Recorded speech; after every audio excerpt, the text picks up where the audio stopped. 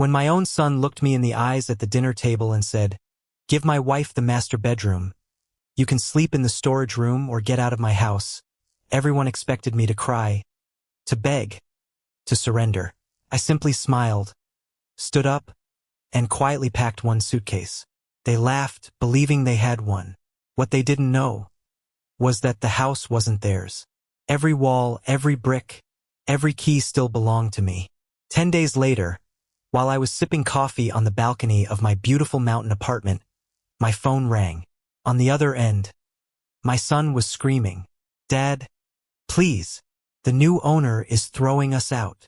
I looked at the snow-covered mountains, took another peaceful sip of coffee, and replied with 7 words they would never forget.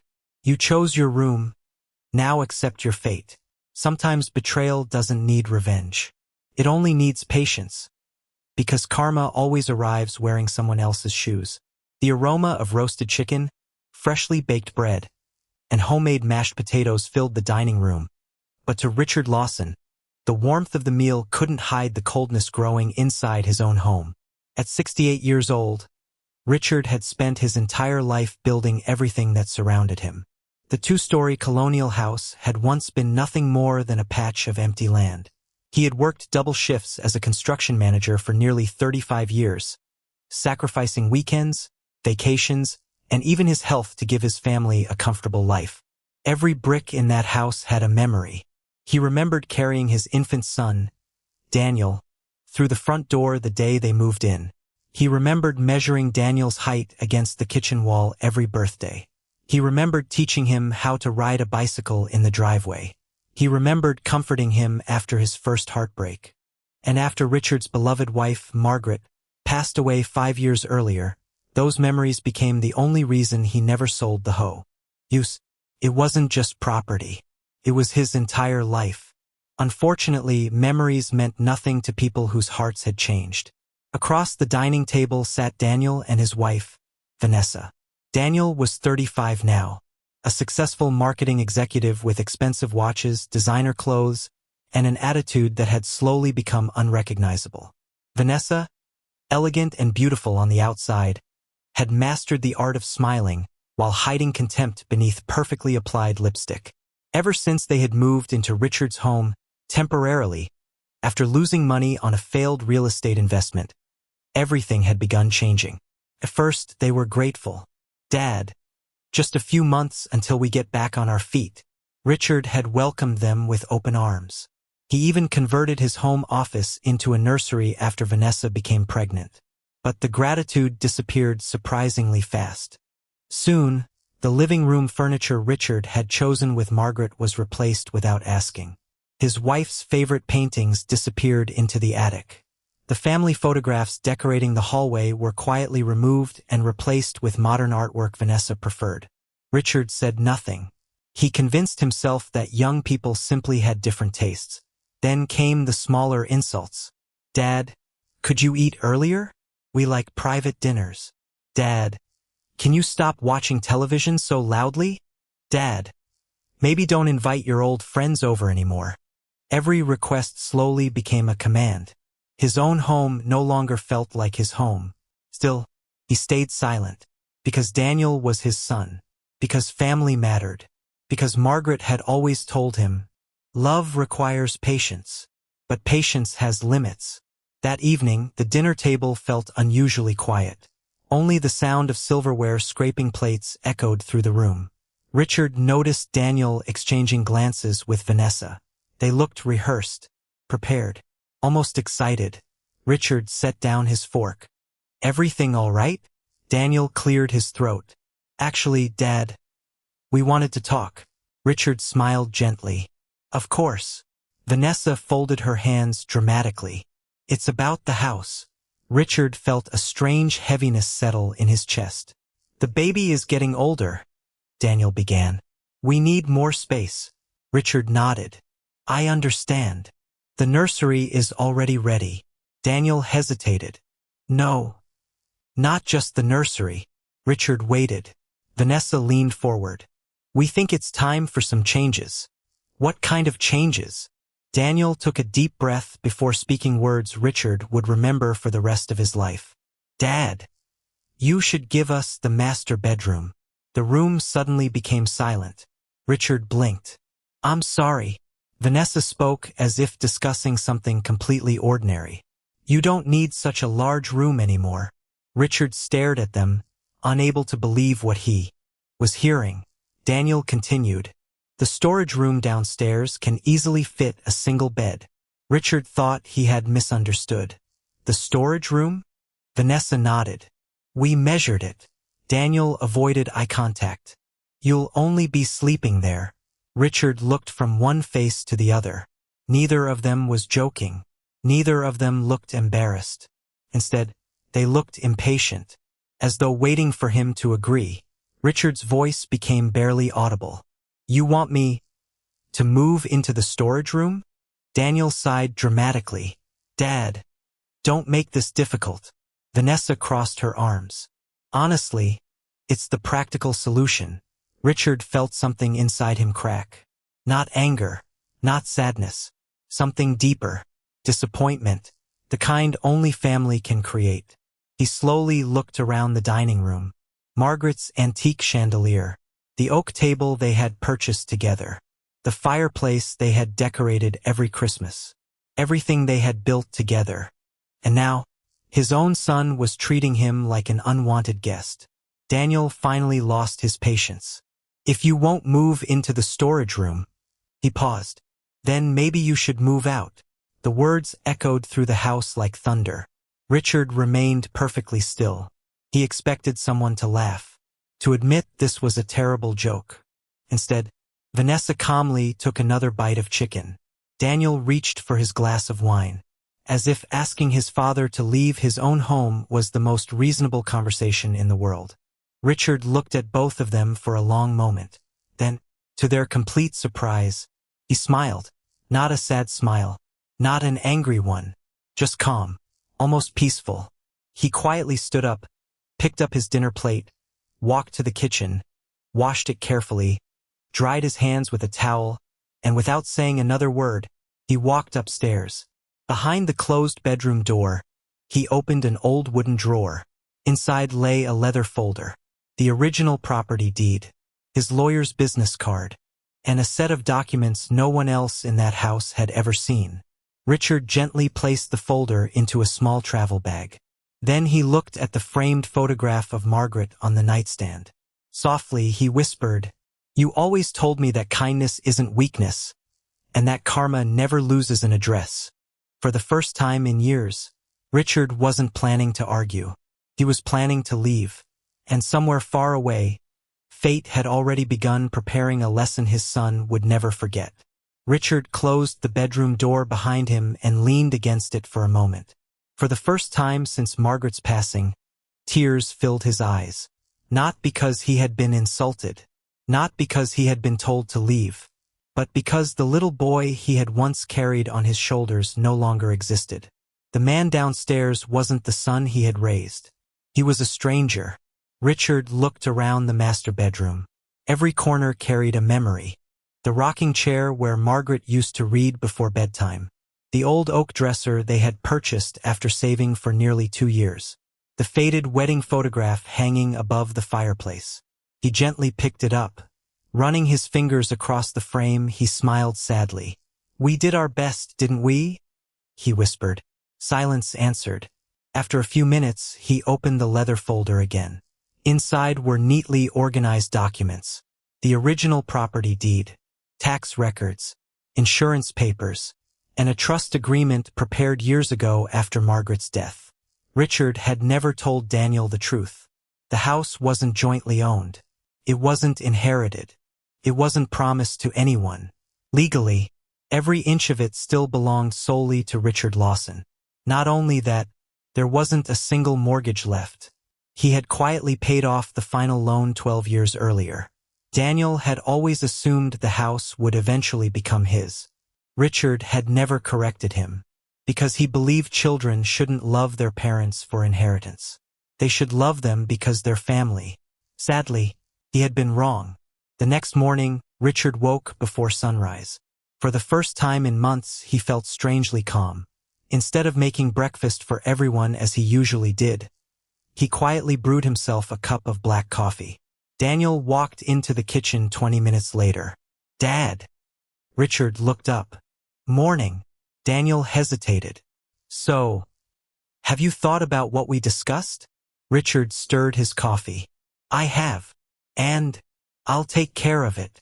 Daniel smiled with relief. "Good. I knew you'd understand." Richard simply nodded. He never mentioned what he actually meant.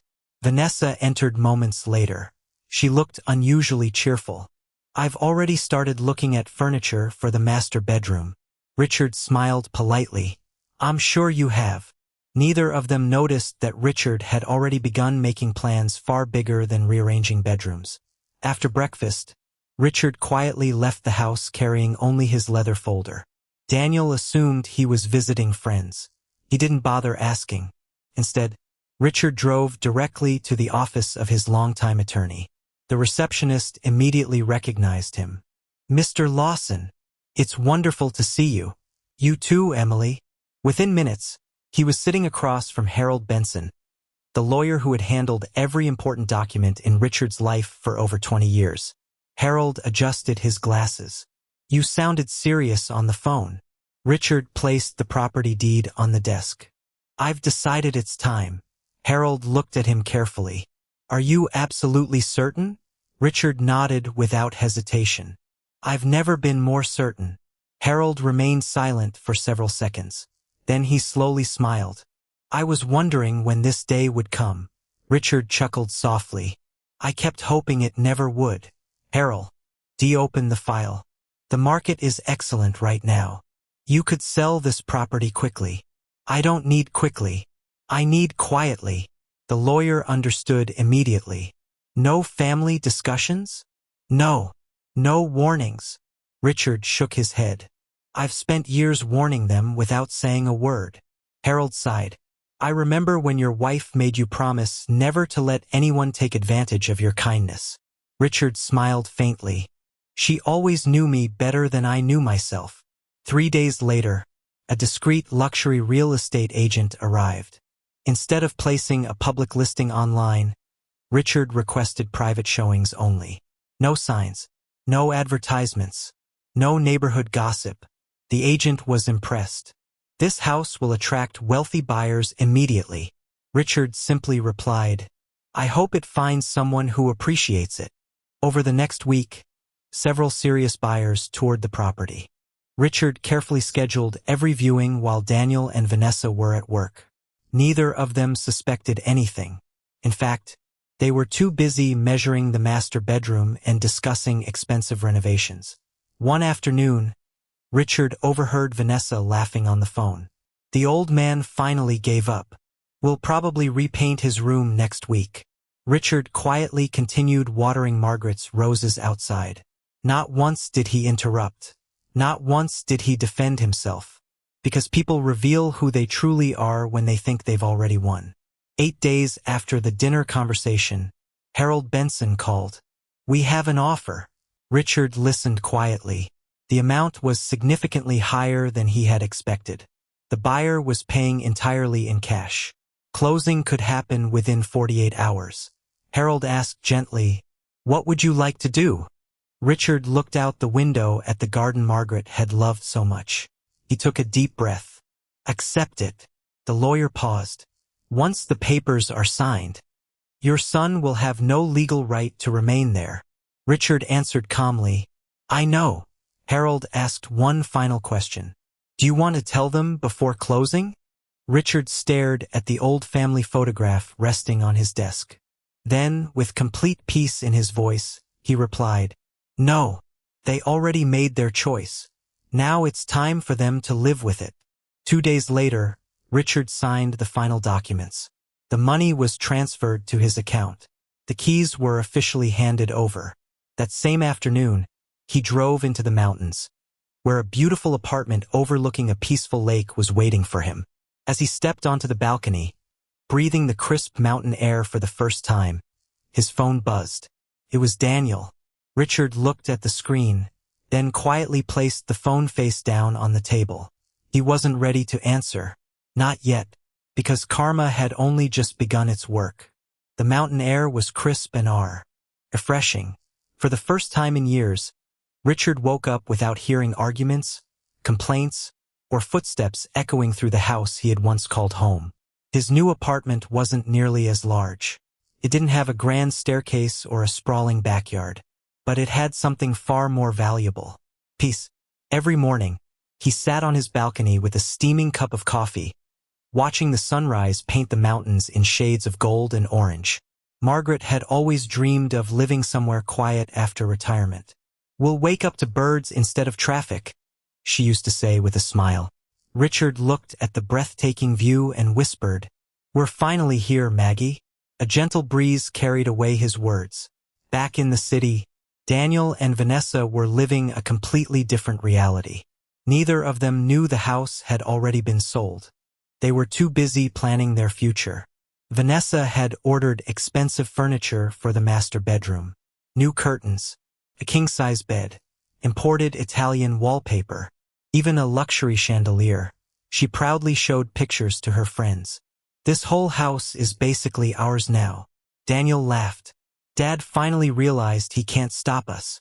Neither of them questioned why Richard had quietly disappeared after saying he would take care of it. To them, his silence meant surrender. On the 10th morning, everything changed.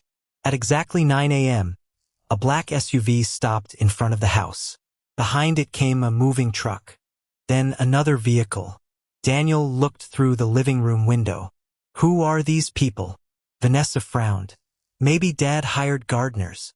A sharply dressed man stepped out of the SUV carrying a leather briefcase. Two assistants followed him. A locksmith walked behind them. The man rang the doorbell. Daniel opened it. "Can I help you?"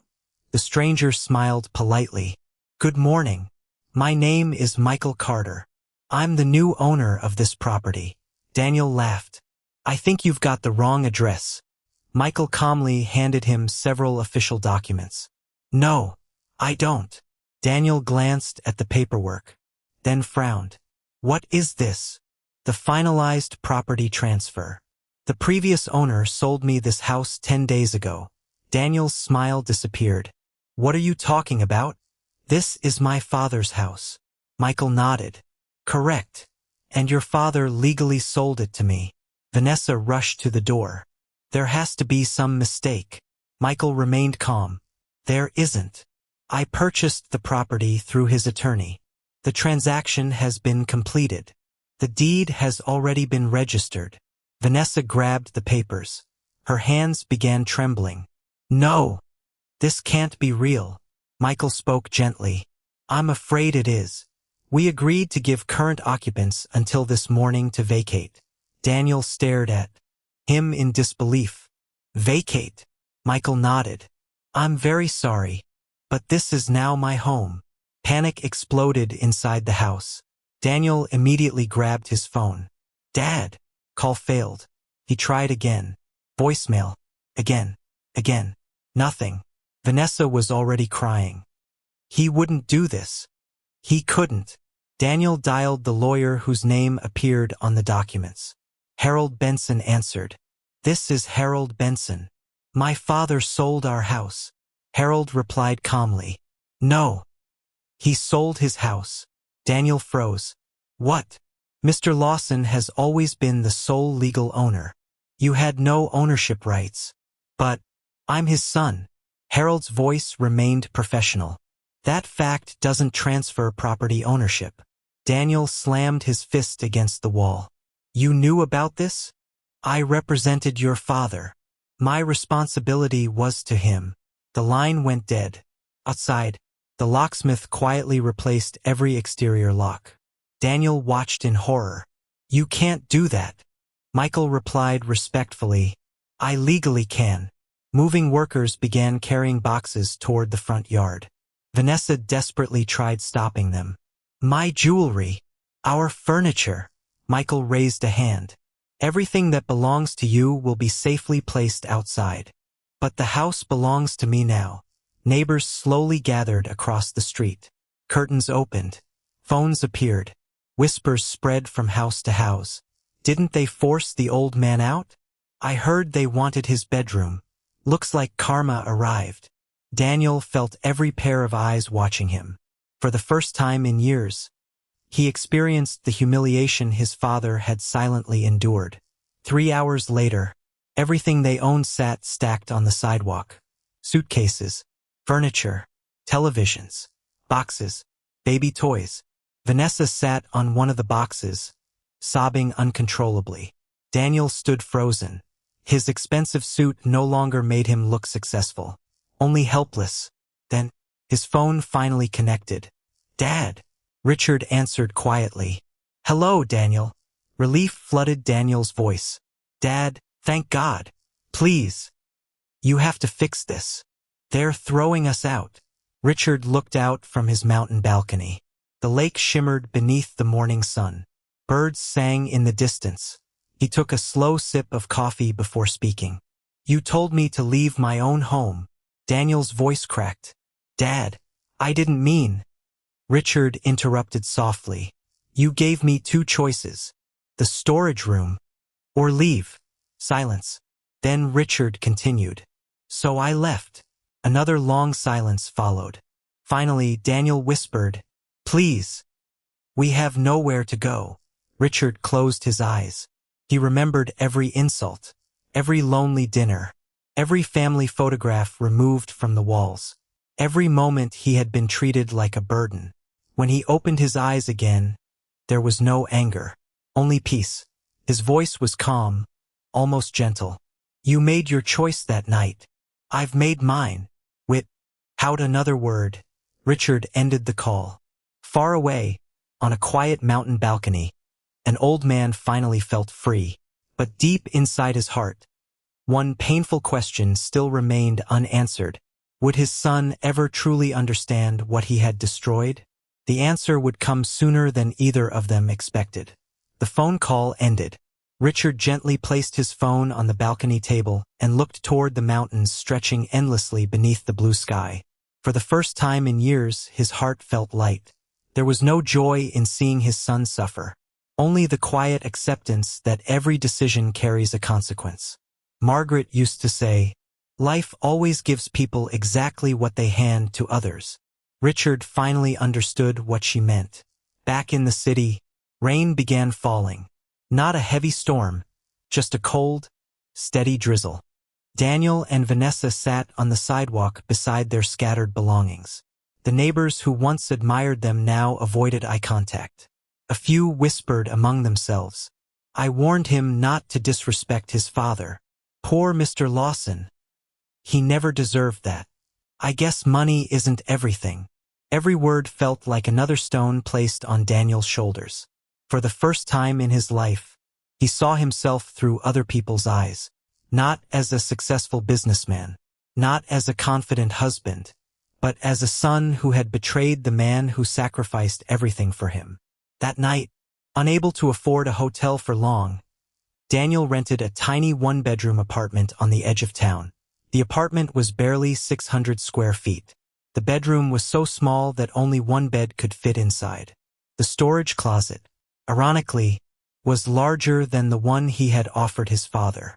Vanessa looked around in disbelief. "We can't live here." Daniel remained silent. He remembered his father's face at the dinner table. The quiet smile, the calm voice, the way he had simply walked upstairs without arguing. His father hadn't been defeated. He had simply stopped fighting. Days turned into weeks. Life became difficult. Unexpected bills arrived. The company Daniel worked for announced layoffs. His position was eliminated during a restructuring. For the first time in 15 years, he was unemployed. Stress filled the apartment. Arguments became daily.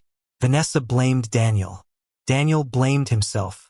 One evening she shouted, "If you had just apologized to your father, none of this would have happened." Daniel stared at the floor. "You encouraged me." Vanessa folded her arms. "I never told you to throw him out."